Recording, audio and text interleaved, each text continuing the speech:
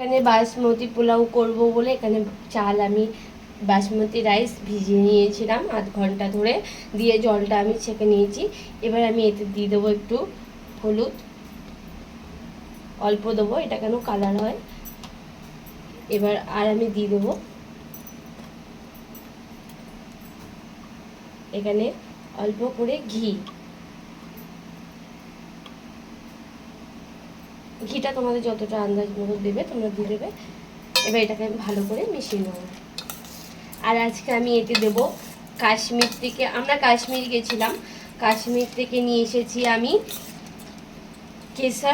কেশর আমি দেব। তোমাদেরকে আমি দেখাচ্ছি অরিজিনাল যে কেশরটা হয়, আমি ওটা নিয়ে এসেছি কাশ্মীর থেকে। আরও অনেক কিছু নিয়ে এসেছিলাম, ড্রাই ফ্রুট, আরও অনেক কিছু আমি নিয়ে এসেছি। ওখানে যেখানে যেখানে ভালো ভালো জিনিস পাওয়া যায় সব নিয়ে এসেছি। এটা আমি মিশিয়ে নিলাম। এবার আমি এখানে দিয়ে দিলাম,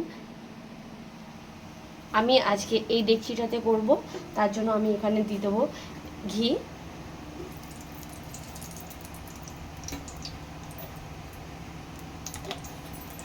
আজকে আমার ঘিটা একটু বেশি লেগে যাবে, কেন ঘি আমরা কম খাই, তাও কিন্তু আজকে তো দিতেই হবে। এখানে আমি দিয়ে দেবো গোটা গরম মশলা,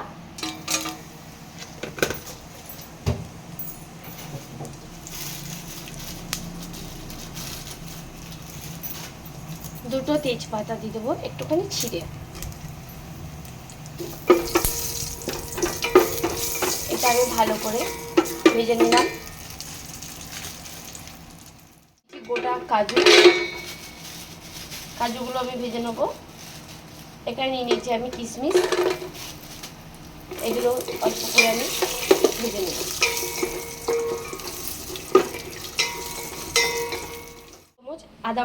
আদা বাটা দিলে বেশি টেস্ট হবে। এটা দিয়ে আমি ভালো করে মিশিয়ে নেব। এবার আমি এই চালটা এর মধ্যে দিয়ে দেবো।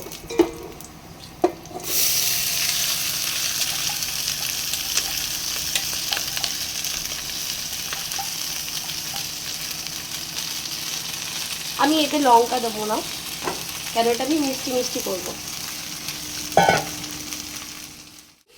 চালটা একটুখানি ভেজে নেব,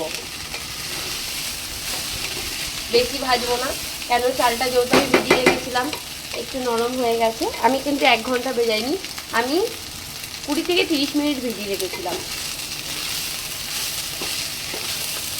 আমি এটা দিয়ে দিলাম।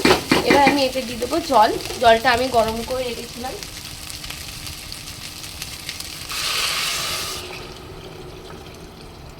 চাল আন্দাজটা দেখে জলটা দেবে। আমার এখানে চাল আছে 350 গ্রাম, দিয়ে আমি সেই আন্দাজে জলটা দিয়ে দিয়েছি। এবার এতে আমি দিয়ে দেবো নুন আর চিনি। আর বাসমতি পোলাওটা মিষ্টি খেতেই বেশি ভালো লাগে, যেহেতু বাচ্চারা বেশি ভালোবাসে এটাকে, আমরা বড়রাও ভালোবাসি। নুন পরিমাণ মতো দিয়ে দেবো।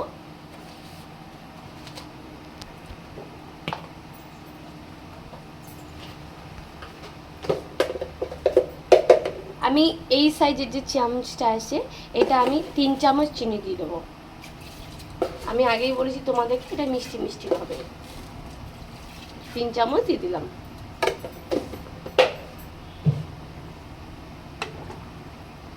আমি তোমাদেরকে আরেকটা জিনিস দেখাবো, আমি বলেছি তোমাদেরকে আমি কেশর দেবো। এই দেখো, আমি এই কেশর অনেকগুলো নিয়ে এসেছি, আমার বন্ধু বান্ধবদেরকে আমি গিফট করেছি, যেহেতু কাশ্মীর থেকে আমি এটা নিয়ে এসেছি। এ দেখো, এটা যেখানে মানে অরিজিনাল, এটা পুরো অরিজিনাল কেশর। আমি অনেকটা ইউজ করেছিলাম এর থেকে। এটা খুললেই গন্ধ বেরোচ্ছে। এখান থেকে আমি অল্প কটা দিয়ে দেবো, কারণ এটা বেশি খাওয়া যায় না।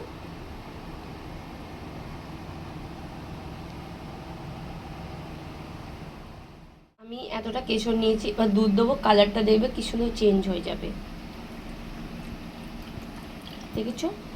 এবার এটা অরিজিনালটা কি করে বোঝা যায় আমি তোমাদেরকে দেখাচ্ছি। দেখো, আমার আঙুলটা শুধু দেখো, এটা পুরো গলে যাবে একদম।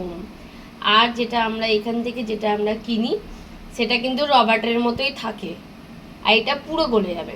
আমি তোমাকে দেখাচ্ছি।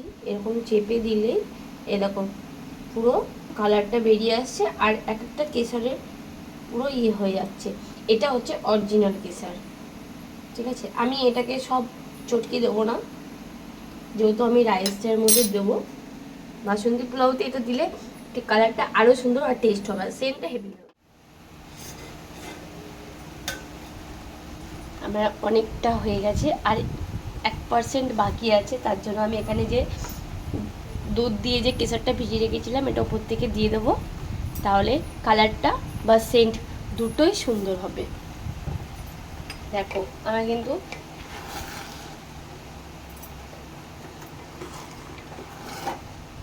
দেখেছো।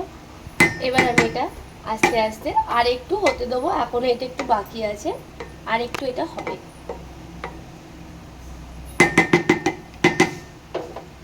এখনো এই এরকম চেক করতে হয়, এই যে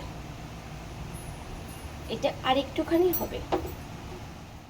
আমার বাসন্তী পোলাও রেডি হয়ে গেছে। দেখো এখানে আমি কাজু সব দিয়ে দিচ্ছি, সব হয়ে গেছে। একটা একটা করে কিন্তু এগুলো সব ঝুড়ো ঝুড়ো হয়ে যাবে, যেহেতু এটা এখন গরম ওর জন্য এরকম দেখাচ্ছে। কিন্তু এটা যা সুন্দর সেন্ট বেরোচ্ছে কেশরটা দেওয়ার জন্য। এই দেখো কেশরটা আমি পুরো রেখে দিয়েছি এখনও কিছু কিছু, তার জন্য প্লিজ তোমরা বাড়িতে করে আমাকে কমেন্ট করো যে কেমন হয়েছে।